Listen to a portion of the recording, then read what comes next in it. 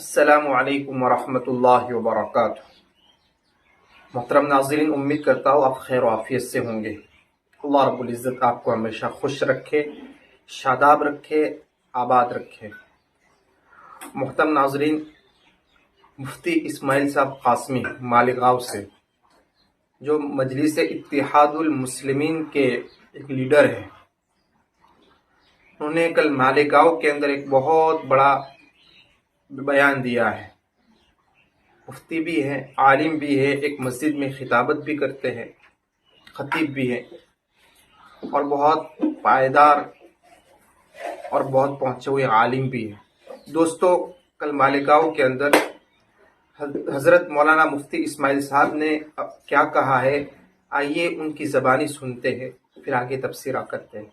चलिए सुनते हैं उनकी ज़बानी उन्होंने क्या कहा। उन्होंने सलीम मुंशी नगर की आवाम को एक फोटो पास दिया और ये झांसा दिया कि ये फोटो पास आप संभाल करके रखना। अगर आपके पास ये फोटो पास रहेगा तो आपको मालिकाना हुकूक 7/12 उतारे का मिलेगा। आज सलीम मुंशी नगर की, आज यहाँ की आवाम उस फोटो पास को संभाल करके रखे हुई है और इस आस और उम्मीद में है 10 साल गुजरने के बाद भी उनको कोई मालिकाना हक मिला नहीं है। इन्होंने नुमाइंदगी की थी कारपोरेशन में, जब ये मेयर बने थे उस वक्त इनके सामने जनता दल ने उम्मीदवार दिया था कारपोरेशन में, तीसरे महाज की तरफ से हमने उम्मीदवारी दी थी, लेकिन इन्होंने उन दोनों उम्मीदवारों को खरीद करके उनका फॉर्म वापस निकलवाया और बिला मुकाबला चुन करके ये कारपोरेशन में पहुंचे थे। मालेगांव की आवाम के साथ जिस तरह की धोखेबाजी ये कर रहे हैं, अगर ये समझते हैं कि मालेगांव की आवाम इस बात को समझती नहीं है तो ये अंधेरे में है, इन्हें पता नहीं है कि शहर की आवाम बेदार हो चुकी है। 12 नवंबर का हादसा जिसका तस्करा यूसुफ इलियास साहब ने किया, हमारे आका जिन पर हमारी जान कुर्बान है, उन पर उनकी इहानत की गई और ये इख्तिदार में थे। इन्होंने 12 नवंबर के इन मामलात को जिस तरह सुबोताज किया, अजीज कल्लू स्टेडियम कल्लू कुट्टी पर इन्होंने जिन लोगों को जमा किया, जमा करने के बाद उनके दरमियान नशा आवर गोलियां तकसीम की गई और इस प्रोग्राम को जो अमन व अमान के साथ चल रहा था, पूरा शहर इनके साथ शामिल था और पूरे शहर की तमाम दीनी और मिल्ली तंजीमों ने हिमायत की थी। इस प्रोग्राम को उन्होंने इस तरह सुबोताज किया कि वो लोग जो इस तहरीक में शामिल थे, उनमें से बेशतर लोगों को 10-10 और 11-11 महीने जेलों की सलाखों के पीछे रहना पड़ा। आज हमारे दरमियान असदुद्दीन ओवैसी साहब हैं। मैं आपका ज्यादा वक्त नहीं लूंगा, इसलिए कि हम अपने मेहमान को सुनना चाहते हैं जो हैदराबाद से सफर करके यहाँ आए हैं, इसलिए मैं आपके दरमियान हायल नहीं रहना चाहता। मैं आपसे ये अपील करके अपनी जगह लूंगा कि ऑल इंडिया मजलिस इत्तिहादुल मुस्लिमीन ने मुझे 2019 में भी उम्मीदवारी दी थी और आपने अपनी मोहब्बतों से नवाजा था और मुझे चुन करके दिया था।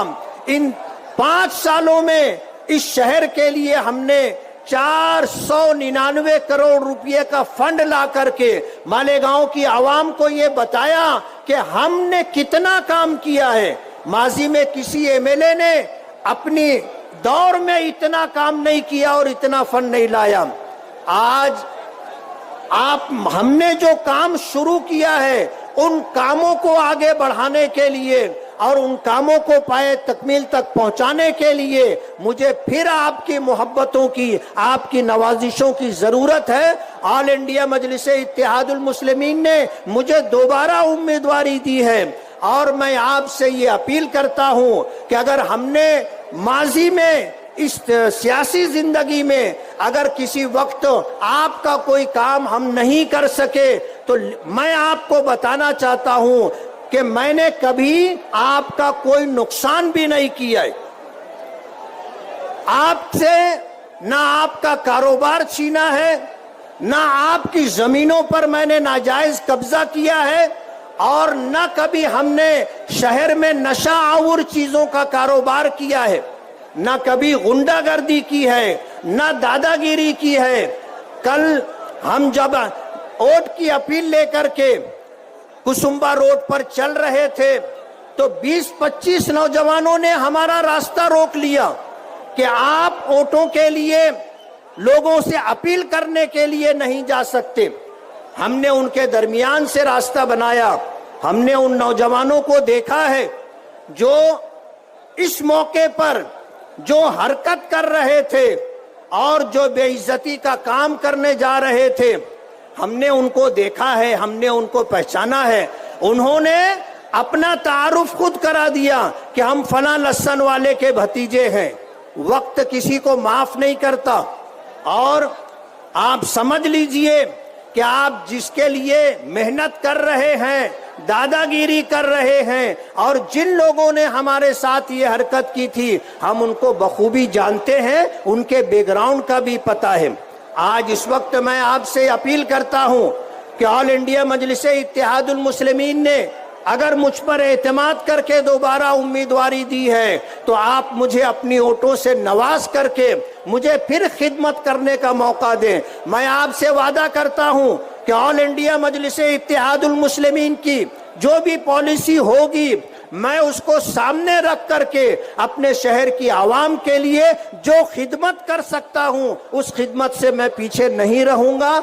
मैं फिर अपनी माओ और बहनों से गुजारिश करूंगा कि मुझे अपनी दुआओं में याद रखें, और मेरी कामयाबी के लिए आपने माजी में जिस तरह मन्नतें मानी थी, रोजे रखे थे और मेरी कामयाबी अल्लाह रब्बुल आलमीन से मनवाई थी, मेरी गुजारिश है कि आप फिर मुझे खिदमत करने का मौका दे, अपनी दुआओं में हिस्सा दे। बहुत बहुत शुक्रिया।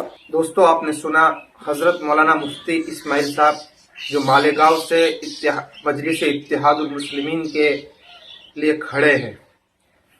आपको पता है कि इस 20 तारीख को वहाँ पे वोटिंग होने वाली है और MI से वो लड़ रहे हैं। तो मालेगांव के मुसलमानों से मैं अपील करता हूँ कि हज़रत मौलाना मुफ्ती इस्माइल साहब को आप जिताएं। उनके काम भी बहुत अच्छे हैं, एक मुफ्ती है, आलिम है, शरीयत के मुताबिक वो काम करेंगे। इसलिए हम सब की जिम्मेदारी है कि हज़रत मौलाना मुफ्ती इस्माइल साहब कासमी का हम सपोर्ट करें। मिलते हैं नेक्स्ट वीडियो में। अस्सलामु अलैकुम व रहमतुल्लाहि व बरकातहू।